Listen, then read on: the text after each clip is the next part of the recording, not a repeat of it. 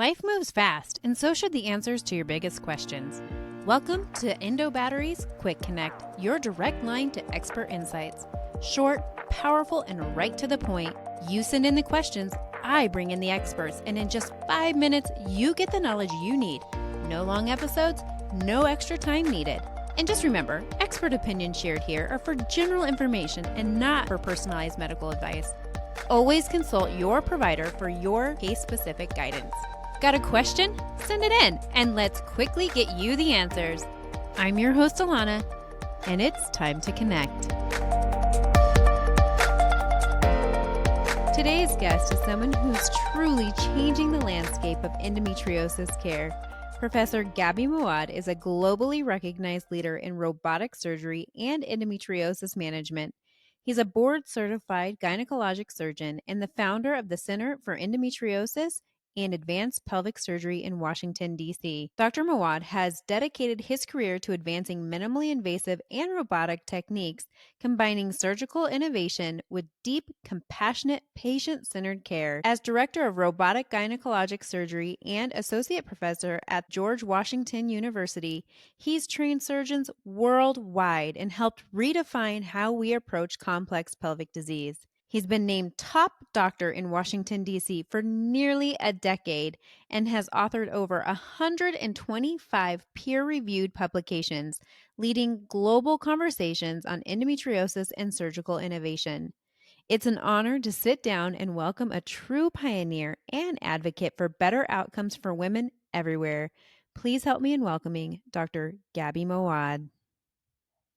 Something that's a little bit more visible, blood vessels and lymphatic pathways and how they might actually feed or spread with endometriosis. Well, if you're looking for complexity, here's your complex answer. So there are a few substances that I think every endometriosis patient should at least try to remember some names or understand what they do in endometriosis. Every endometriotic cell needs oxygen to grow, needs nutrients to grow, and then needs blood vessels to evacuate their waste. This is part of almost every cell in the body rather than endometriosis cells only.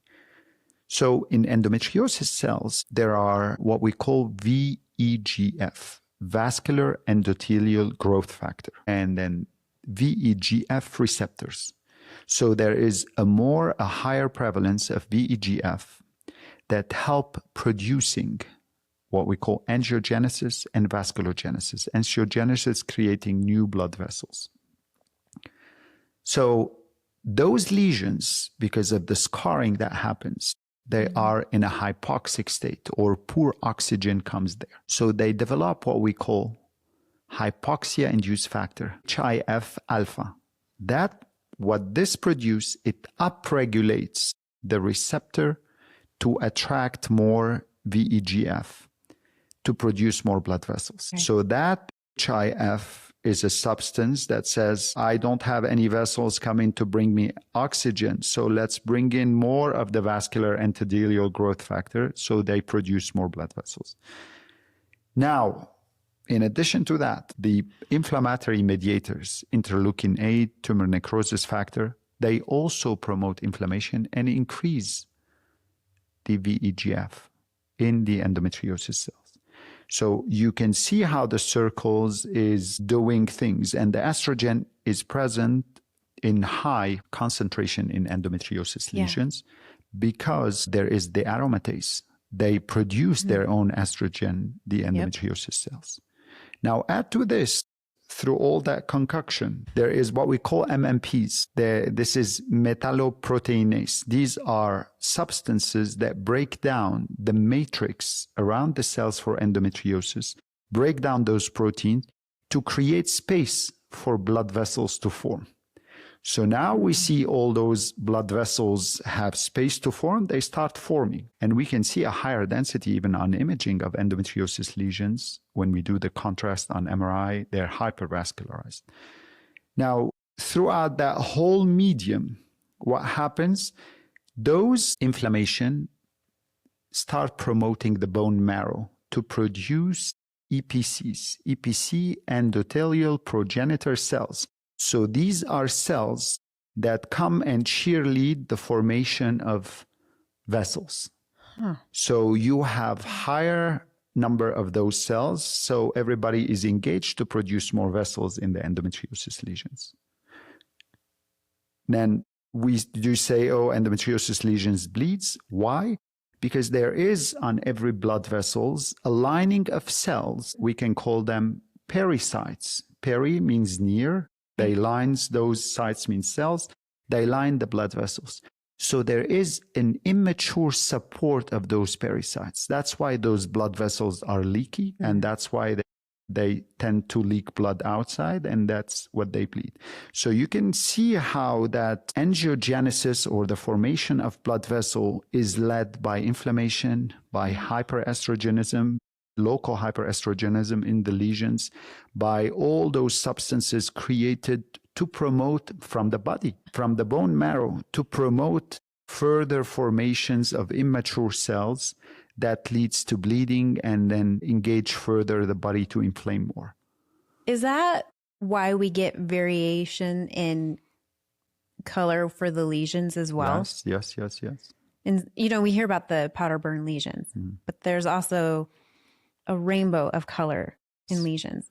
So when the blood leaks from those vessels, Right. it is digested by the enzymes, and they're part of the metabolites of the digestion is hemosiderin, and that deposit there, and it gives the color of purple or powder burn lesion. And then you can have a different level of vascular or scarring, because whenever you produce inflammation, your body reacts to scarring. And since we have an immune dysfunction with endometriosis, so the scarring there is an overreaction to the inflammation with extensive scarring.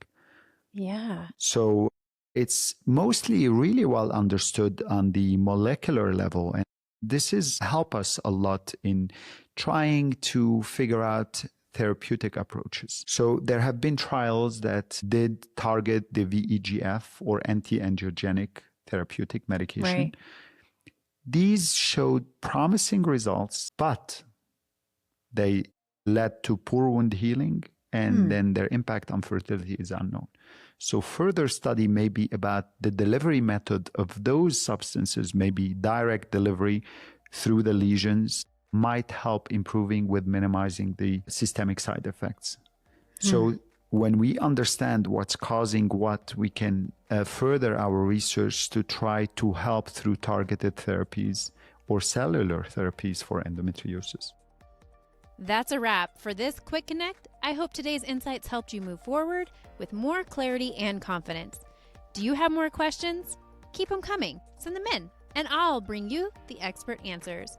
You can send them in by using the link in the top of the description of this podcast episode, or by emailing contact@endobattery.com, or visiting the endobattery.com contact page. Until next time, keep feeling empowered through knowledge.